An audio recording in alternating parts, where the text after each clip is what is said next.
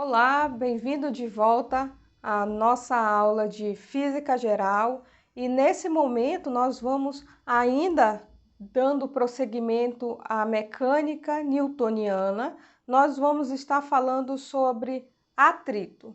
Existem dois tipos básicos de atrito, o atrito cinético e o atrito dinâmico. O atrito cinético também pode ser chamado de atrito estático.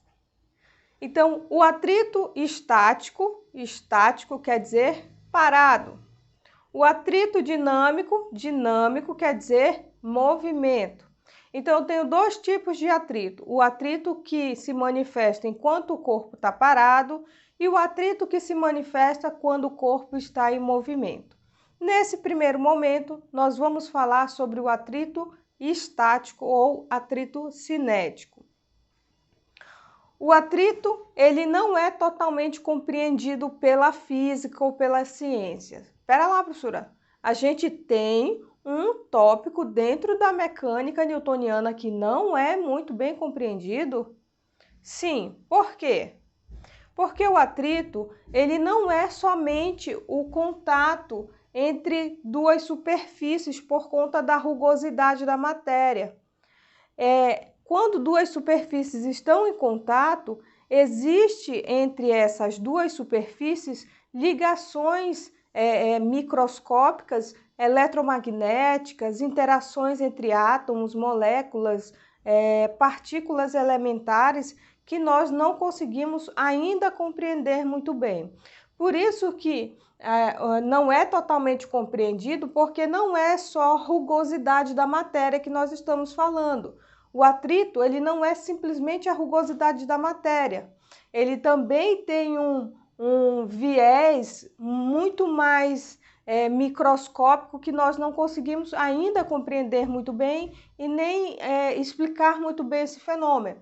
Mas nós sabemos que ele tem um quê de eletromagnetismo envolvido por conta dessas partículas que se aproximam muito, e é claro que nesse jogo existe a diferença de cargas elétricas e etc. para que esse fenômeno possa estar acontecendo. Explicando essa parte, né, que nós não conseguimos explicar muito bem, porque nós não compreendemos muito bem o atrito, nós vamos falar na oportunidade do atrito estático. Eu representei o atrito estático pelo F minúsculo, mas você pode estar representando pelo F maiúsculo. Então, o atrito estático, esse é de estático. O que ele quer dizer? É a força máxima de atrito que atua quando não existe deslizamento. O que acontece? Eu tenho uma geladeira aqui. Eu empurro essa geladeira. Eu estou aplicando força na geladeira? Estou. Eu estou fazendo com que essa geladeira seja deslocada? Não. Mas está existindo força? Tá. Então, consequentemente, isso quer dizer que a minha força, a aplicação da força que eu estou atuando na geladeira é igual ou superior à força que está atuando no sentido contrário na geladeira, que é a força de atrito estático. Então, enquanto o objeto não começa a se mover, está existindo atrito estático. Mas eu aplico cada vez mais força e aí chega um momento que rompe uma barreira e a geladeira começa a se mover. Nesse momento que rompe essa barreira da geladeira ficar parada, é o momento em que deixa de existir o atrito estático para existir o atrito dinâmico. Então, o atrito estático máximo é aquele ápice lá, quando a geladeira está para se movimentar, essa é a força de atrito estático máximo. Então, é o máximo de força aplicada antes do deslocamento. Um segundinho antes do deslocamento da geladeira, eu tenho o atrito máximo estático. Então, a força de atrito estático máxima é igual a μe, esse μe quer dizer coeficiente de atrito estático, quer dizer o grau de rugosidade da matéria vezes a força normal. Força normal? Sim. Por que força normal?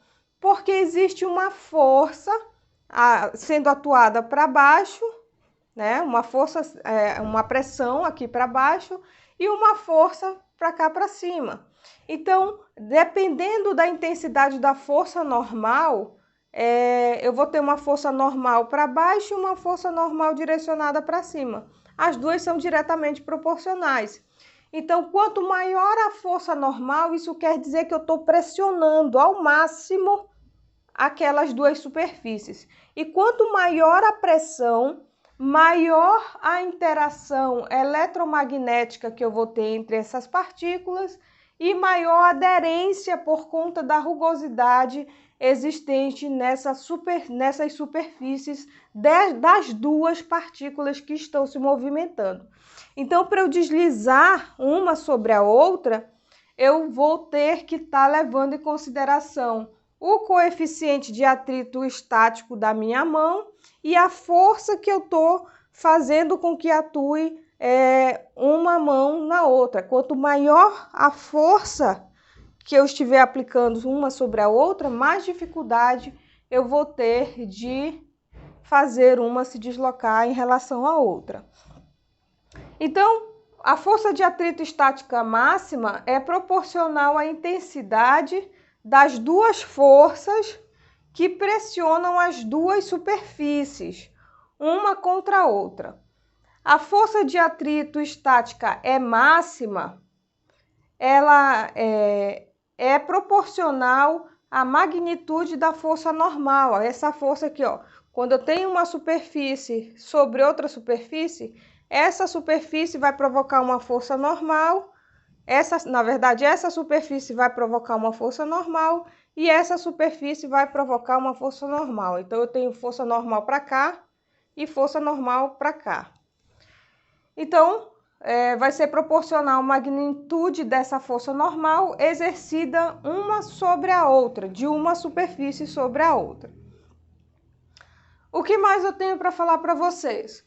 Que o coeficiente de atrito estático, esse μe, ele depende do tipo de material e superfície. Então, numa superfície muito lisa, o que geralmente acontece? Você escorrega muito fácil. Então, se tem um futebol de sabão, você poderia até estar utilizando um futebol de sabão numa área de grama, é claro, para amortecer o impacto da queda, para os seus alunos lá do ensino médio, para eles aprenderem o que é atrito.